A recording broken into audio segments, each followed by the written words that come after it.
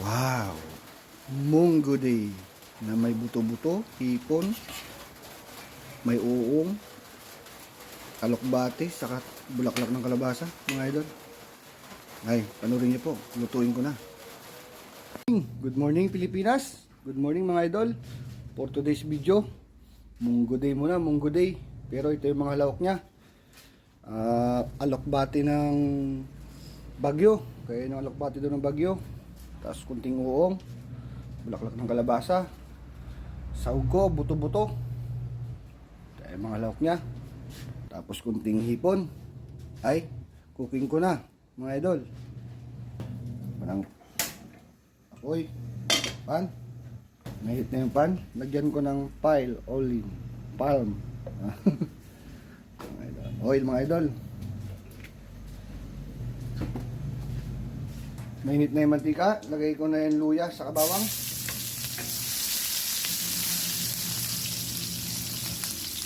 Sunod ko na sibuyas.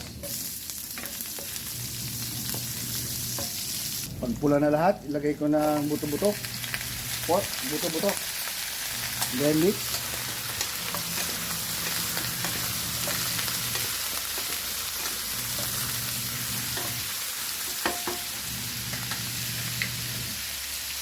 Tapos lagyan ko ng patis para lumasa na siya. Ibang style naman to ng munggo mga idol. Para bumango na. Then mix.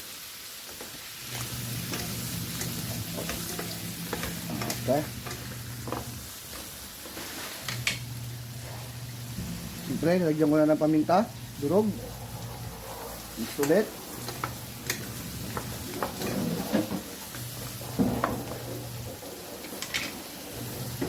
Pakuluin ko muna ng mga 2 minutes. Pan. Kalipas. 2 minutes. Lagyan ko po ng nor pork.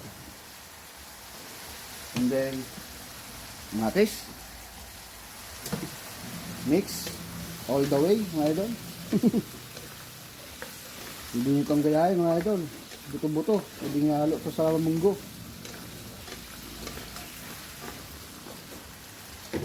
And then, takpan ulit, mga 2 minutes ulit. Kalipas, ang 2 minutes ulit. Lagay ko ng munggo. Diyan ko na siya papalambutin mga idol. Yan po yung bagong style.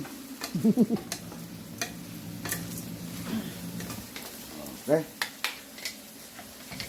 And then, lagyan na ng tubig mga idol. Para tuluyan na lumambot. Yan. Takpan. See you later mga idol, mga 5 minutes siguro muna. Kalipas ang 10 minutes mga idol, ayan siya. Malambot na po ang buto. Lagay ko ng siling panigang saka yung uong. Hugasan ko na po yan. Yan. Ay, kasarap mga idol. Lutong bahay mga idol eh, dyan ako maasahan din. Kaya ako rin mag-create ng mga luto mga idol. Takpan ko muna.